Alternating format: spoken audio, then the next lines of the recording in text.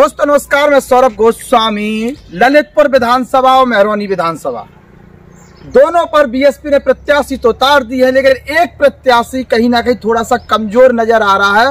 वो ललितपुर सदर सीट से गुड्डू राजा मैदान में आए, पूरे दमखम के साथ मैदान में उतर चुके हैं। प्रचार आरंभ हो चुका है। उनके साथ साथ और भी पार्टियों ने प्रचार आरंभ कर दिया है। बीजेपी में रामरतन कुशवाहा, सपा से रमेश कुशवाहा और गुड्डू राजा का चल रहा है। अभी कांग्रेस ने नामांकन किया है। मेहरौनी विधानसभा की बात करते तो मंत्री मनोहर लाल पंत पूरी दमखम से प्रचार में लग चुके हैं।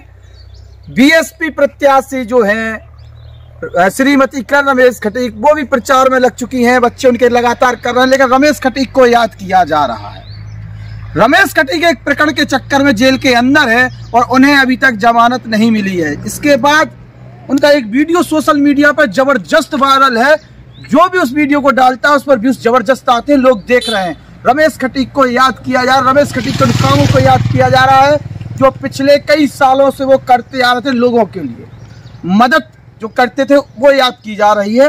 चाहे एम्बुलेंस की बात हो, चाहे कंबल वितरण की बात हो, कोविड में लोगों के लिए खाने पीने की व्यवस्था की बात हो, और अभी भी कुछ काम उनके बच्चों ने किए हैं। इसके बाद से जिला पंचायत अध्यक्ष रहे तो उस टाइम पर भी उनकी जो बहू रही उस टाइम पर भी उन्होंने बहुत कुछ काम किए। टीन सेटों को लेकर लोगों तक पहुंचे हैं और लोग अब उन्हें याद कर रहे हैं।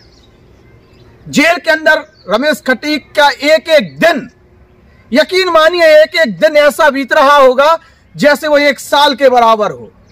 चूंकि चुनावी सत्र चल रहा है या चुनावी पर्व चल रहा है और ऐसे में तमाम नेता दमखम के साथ क्षेत्र में है और रमेश खटीक जेल के अंदर है। और वो कमीज साफ दिखाई देती है, उनके बच्चों के साथ, उनके परिवार के साथ वो दिखाई देती है।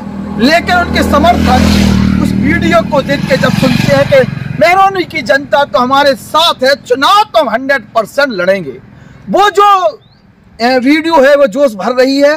कार्यकर्ता एकजुट हैं, उनके समर्थक हैं और लगे हुए हैं। मेहरौनी में अभी समीकरण खुलकर सामने नहीं आए हैं, साइलेंट है वोटर, लेकिन समीकरण बनते हुए कुछ दिनों में साफ आएंगे और हम वहां पर हैं। ग्राउंड रियलिटी आपके लिए लेके आएंगे, लोगों के ओपिनियन आपके लिए लेके आएंगे, चर्चा करेंगे लोगों से। रमेश खटीक के ऊपर जो हुआ है, जिस प्रकार से षड्यंत्र रचा गया है, वो किससे छुपा हुआ नहीं है।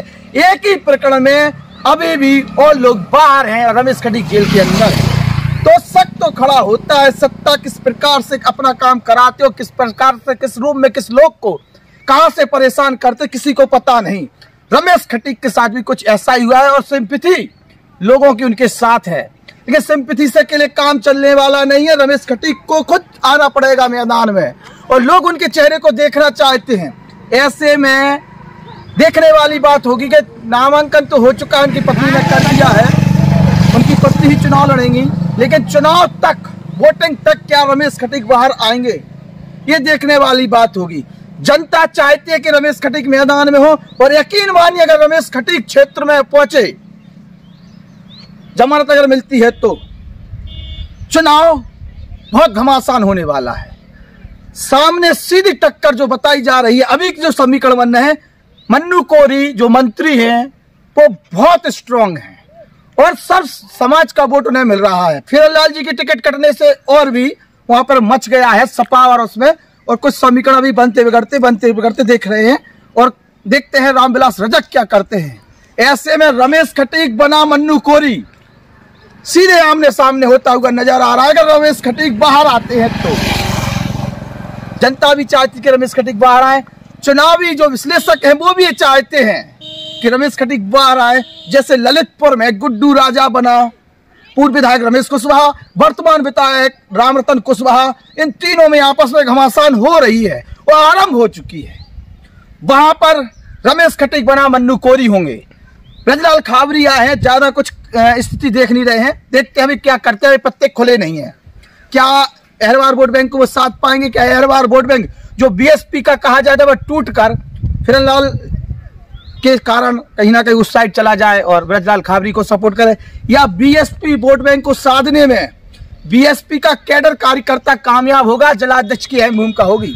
ऐसे में देखते हैं क्या होता है। आप अपने विचार जरूर रखे हैं, रमेश खटीक को बाहर आना चाहिए कि नहीं आना चाहिए? क्या उनके परिवार के लोग जेल के अंदर रहते पिता के चुनाव लड़ पाएंगे और जीत पाएंगे? क्योंकि मैदान में तो आ चुके हैं। अब जनता उनके साथ है कि नहीं, ये देखने वाली बात होगी। आप अपने विचार कमेंट बॉक्स में जरूर रखें। नमस्कार। हमारे YouTube channel the Bundelkhand post को सब्सक्राइब करें।